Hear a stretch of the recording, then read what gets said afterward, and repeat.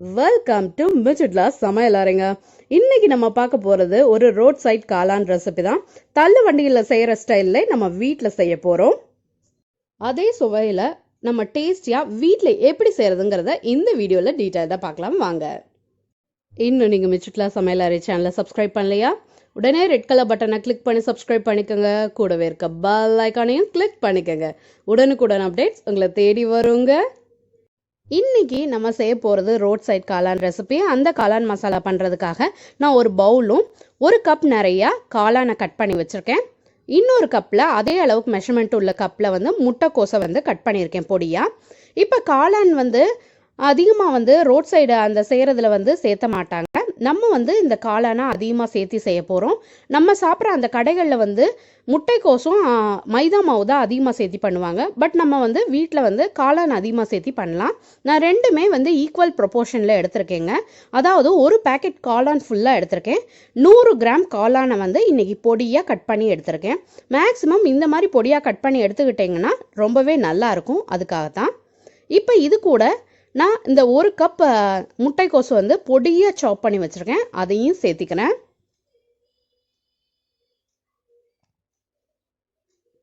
இப்போ இது ரெண்டையுமே நல்லா கையாலே கலந்து விட்டுருங்க. இதை நான் சேர்க்கறதுக்கு முன்னாடியே நல்லா வாஷ் பண்ணிவிட்டு சேர்த்திட்டேன். அதனால் திருப்பி நான் வாஷ் பண்ண போகிறது கிடையாது. இதை நல்லா சேர்த்திட்டு கலந்து விட்டுட்டு இது கூட தேவையான இன்க்ரீடியன்ட்ஸ் சேர்த்திக்கலாம். நான் இதில் நல்ல ஒரு கோட்டிங் கொடுக்கறதுக்காக கார்ன்ஃப்ளவர் மாவு சேர்த்துக்கிறேன். இந்த கார்ன்ஃப்ளவர் நான் டேபிள் ஸ்பூனில் மெஷர் பண்ணி போட்டுக்கிறேன். ஸோ நான் 3 டேபிள் ஸ்பூன் மெஷர் பண்ணி போட்டுக்கிட்டேன். 3 டேபிள் ஸ்பூன் நிறையா. இது கூட 1 கப் மைதா மாவு சேர்த்துக்கிறேங்க. நல்லா இதுவும் பைண்டிங் கொடுக்கும், நல்ல மொறு மொறுன்னு வரும். அதுக்காகத்தான். இப்போ இது கூட 1 table spoon garam masala, 1 table spoon Kashmiri மிளகாய் தூள், நல்ல கலரும் கொடுக்கும், டேஸ்ட்டும் நல்லாயிருக்கும். இது கூட தேவையான அளவு உப்பு சேர்த்துக்கிறேன். இப்போ இதை நம்ம நல்லா கையாலேயும் பெரட்டி விடணும். ஃபஸ்ட்டு நீங்கள் தண்ணி சேர்க்க வேணாம். சப்போஸ் நம்ம பிசைஞ்சு எடுக்கும்போது ரொம்ப ட்ரையாக இருந்தால் மட்டும் தண்ணி சேர்த்திக்கலாம். ஏன்னா காளான் நம்ம பிசைய தண்ணி விட ஆரம்பிக்கும். காளானும் முட்டைக்கோசும் கலந்துருக்கு இல்லையா? நம்ம ஆல்ரெடி அலசிட்டு தான் நம்ம இதை பிசைய ஆரம்பிச்சிருக்கோம். ஸோ அந்த இதே ஈரப்பதமே போதுமான அளவாக இருக்கும். சப்போஸ் நீங்கள் ட்ரையாக இருந்தால் மட்டும் சேர்த்திக்கங்க. எனக்கு கொஞ்சம் இப்போ ட்ரையாக இருக்குது. ஸோ நான் இதில் கொஞ்சமாக தண்ணி சேர்த்துக்கிறேன். இந்த மாதிரி கையில் கொஞ்சம் ஊற்றிட்டு தெளித்து விடுங்க. கிட்டத்தட்ட எனக்கு 1 டேபிள் ஸ்பூன் மட்டும்தான் தேவைப்பட்டுச்சு. நான் அந்த அளவு மட்டும் ஊற்றிக்கிறேன். ஊற்றிட்டு இதை நல்லா பிசைஞ்சு விட்டுறேன். ஏற்கனவே ஈரப்பதம் இருந்ததுனால கொஞ்சம் லைட்டாக பத்தாதனால மட்டும் நான் 1 டேபிள் ஸ்பூன் சேர்த்திருக்கேங்க.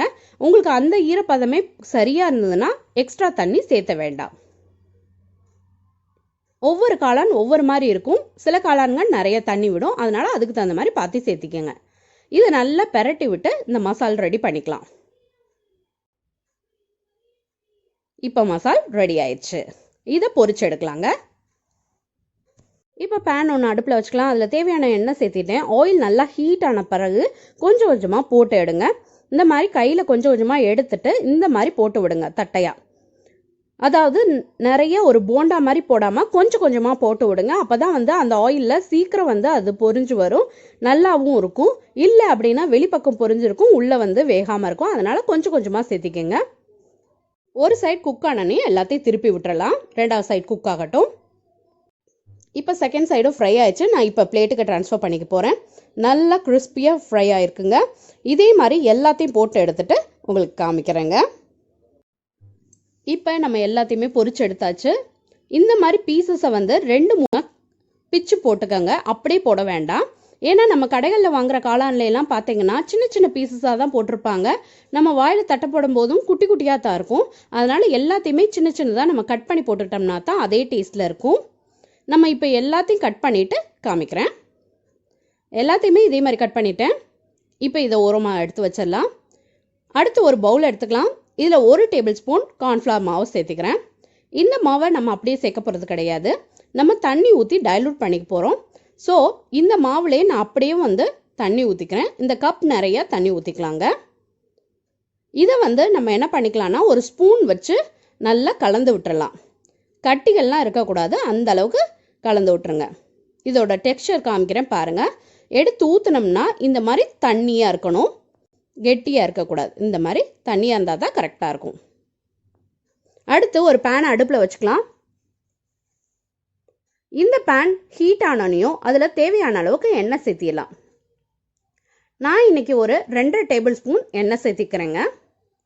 எந்த எண்ணெய் வேணாலும் சேர்த்திக்கங்க, அது உங்கள் இஷ்டம்தான். நான் இன்னைக்கு வந்து ரீஃபண்ட் ஆயில் தான் சேர்த்திருக்கேன். இது நல்லா ஹீட் ஆனனும் நான் ஒரு பெரிய வெங்காயத்தை கட் பண்ணி வச்சிருக்கேன், அதையும் சேர்த்திக்கிறேன்.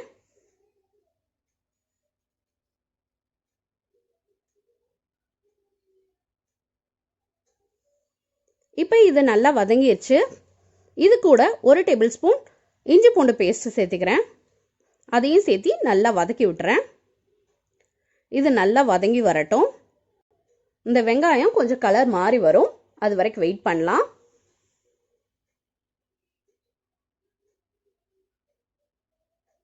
இப்போ கொஞ்சம் மாறின பிறகு நான் ஒரு டேபிள் ஸ்பூன் வந்து சில்லி சாஸாக சேர்த்திக்கிறேன். இதுக்கு பதிலாக நீங்கள் வந்து ஒரு பச்சை மிளகாய் கூட சேர்த்திக்கலாம். பட் எங்கள் வீட்டில் குழந்தைங்க சாப்பிடுவாங்கங்கிறதுனால நான் சில்லி சாஸாக சேர்த்திக்கிட்டேன். இது ரொம்ப காரம் இருக்காது, லைட்டாக ஸ்வீட்டிங் இருக்கும், அதனால நல்லா இருக்கும், அதுக்காகத்தான். இப்போ இதையும் சேர்த்து நல்லா வதக்கி விட்டுறலாம். அடுத்து இப்போ நான் 2 தக்காளி அரைச்சி வச்சுருக்கேன், அதை இதில் சேர்த்திடுறேன். தக்காளி அரைச்சி சேர்த்ததுக்கு பதிலாக உங்கள் வீட்டு தக்காளி சாஸ் இருந்ததுன்னா, டொமேட்டோ சாஸ் இருந்தால் அதை வந்து 2 டேபிள் ஸ்பூன் நிறையா சேர்த்திக்கங்க. இல்லாதவங்க 2 தக்காளியை மட்டும் அரைச்சி இந்த மாதிரி ஊற்றிக்கங்க. இது நல்லா வதக்கி விட்டுறலாம். ஒரு வதக்கின பிறகு இதில் நான் 1/2 டீஸ்பூன் மஞ்சள் தூள் சேர்த்திக்கிறேன், 1 டீஸ்பூன் மிளகாய் தூள், மறுபடியும் 1 டீஸ்பூன் காஷ்மீரி மிளகாய் தூள் சேர்த்திக்கிறேன். அடுத்து 1/2 டேபிள் ஸ்பூன் வந்து கரம் மசாலா தூள், 3/4 டேபிள் ஸ்பூன் வந்து மல்லித்தூள் சேர்த்திக்கிறேன். இப்போ இது எல்லாத்தையும் நம்ம என்ன பண்ண போகிறோம்னா நல்லா கலந்து விட போகிறோம். இந்த தக்காளி வெங்காயத்தோட நல்லா கலந்து விட்டுருங்க. இதை நல்லா ஒரு வதக்கிட்டு இந்த டிஷ்க்கு தேவையான உப்பை நம்ம வந்து சேர்த்த போகிறோம். நான் ஒரு 3/4 டீஸ்பூன் வந்து உப்பு சேர்த்திக்கிறேங்க. சேர்த்திட்டு இதை நல்லா நான் கிளறி விட்டுக்கிறேன். ஏன்னா அப்போ தான் வந்து இந்த மசாலில் நல்லா உப்பு இறங்கும், இந்த ரா ஃப்ளேவரும் போகும். அதனால் இதை சேர்த்தி நல்லா கிளறி விட்டு அதுக்கப்புறம் உப்பை சேர்த்தி நல்லா கிளறிக்கிறேன். இது 1 நிமிஷம் ஆகட்டும். அதுக்கப்புறம் நான் 1 டேபிள் ஸ்பூன் சோயா சாஸ் சேர்த்திக்கிறேன். இந்த சாஸ் வந்து நீங்கள் ஆப்ஷனல் தான், வேணும்னா சேர்த்திக்கலாம், வேணாட்டி விட்டுறலாம். பட் கடைகள்லாம் சேர்த்தி தான் செய்கிறாங்க. ஸோ அதே ஃப்ளேவர் வரணுங்கிறதுக்காக நான் சேர்த்திருக்கேன். சேர்த்திட்டு நல்லா இந்த மாதிரி கிளறி விட்டுருங்க. கிளறி விட்டுட்டு நான் இப்போ வந்து கொஞ்சம் தண்ணி சேர்த்திக்க போகிறேன். நம்மளுக்கு கொஞ்சம் கிரேவியாக வேணும் இல்லையா, அதனால கொஞ்சமாக சேர்த்திருக்கேன். சப்போஸ் உங்களுக்கு வந்து ரொம்ப கிரேவியாக இருந்தால் தான் நல்லாயிருக்கும் அப்படின்னு தோணுச்சு அப்படின்னா இன்னும் கொஞ்சம் ஜாஸ்தியாக சேர்த்திக்கங்க. நான் ஒரு 1/4 டம்ளர் மட்டும்தாங்க சேர்த்திருக்கேன். சேர்த்தி இந்த ரா ஸ்மெல் போகிற அளவு குக் பண்ணி எடுத்துக்கலாங்கிறதுக்காக சேர்த்திருக்கேன். பட் உங்களுக்கு வந்து ரொம்ப கிரேவியாக வேணும் அப்படின்னா நீங்கள் 1/2 டம்ளர் வரைக்கும் சேர்த்திக்கலாம். இப்போ இந்த மசால் வந்து நல்லா குக் ஆயிடுச்சு, பார்த்தீங்கனாலே தெரியும். அதோட கலரும் அதோட டெக்ஸ்சரும் மாறி இருக்கு.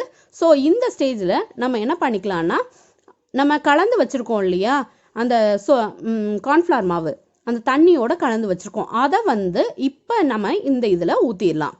இந்த இதில் அந்த கார்ன்ஃப்ளவர் மாவை ஊற்றும் போது என்னன்னா கொஞ்சம் கெட்டிப்பட்டு வரும். நம்ம கடைகளில் வாங்குற அந்த கொலகொலப்பு டேஸ்ட் வரும், அதுக்காகத்தான் நம்ம இதில் சேர்த்துறோம். இதையும் சேர்த்து நல்லா ஃபுல்லாக கலந்து விட்டுருங்க. எல்லாம் மிங்கிள் ஆகிற அளவுக்கு நல்லா கலந்து விட்டுருங்க. கலந்த பிறகு நம்ம பிச்சு வச்சுருக்கோம் இல்லையா அந்த காளானை பொரிச்சது, காளானும் முட்டைக்கோசும் சேர்த்து பொரிச்சோம் இல்லையா, அந்த இதை மிக்சரை வந்து இதில் சேர்த்திடலாம்.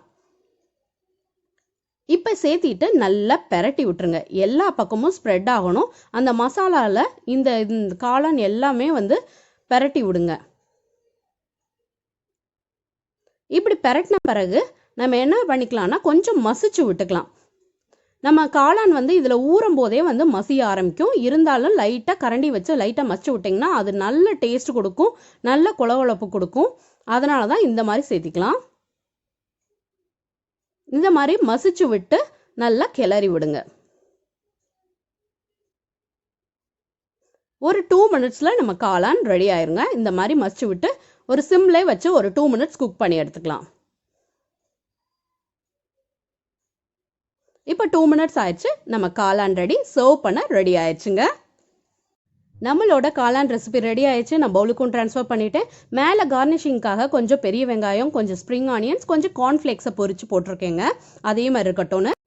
இந்த காளான் ரெசிபி கடைகளில் நம்ம வாங்கி சாப்பிட்ற அதே சுவையில் தான் இருக்கும். நம்ம வீட்டில் அதிகமாக காளான் சேர்த்து செய்கிறதுனால ரொம்ப ஹெல்த்தியாகவும் இருக்குங்க. நீங்களும் ட்ரை பண்ணி பாருங்க. ட்ரை பண்ணி பார்த்துட்டு எப்படி வந்துச்சுங்கிறத மறந்துடாம கமெண்ட் செக்ஷன்ல கமெண்ட் பண்ணுங்க. இந்த வீடியோ உங்களுக்கு பிடிச்சிருந்தா என் வீடியோவை லைக் பண்ணுங்க, ஷேர் பண்ணுங்க, கமெண்ட் பண்ணுங்க.